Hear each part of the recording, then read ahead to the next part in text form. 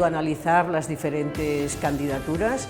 La persona ganadora tenía muchos aspectos positivos a valorar, pero básicamente hemos tenido muy en cuenta una experiencia personal que es muy inspiradora para otros jóvenes.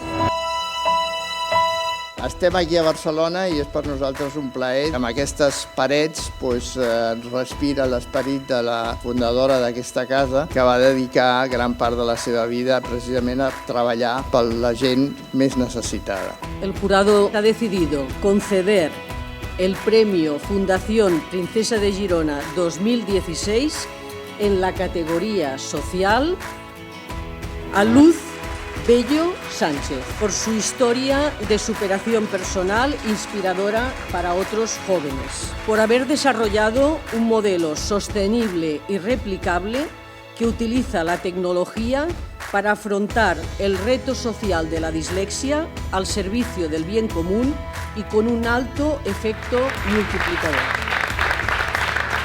Que haya llegado en este momento un premio así, un reconocimiento así, es realmente el empuje y lo mejor que nos podría pasar.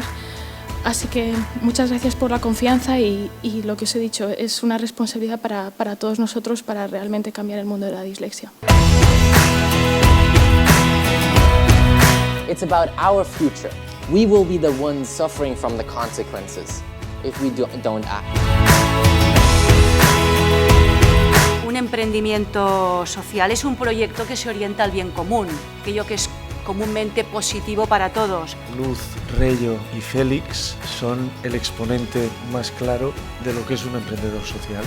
Son gente además con una voluntad de cambio y además pensando en grande.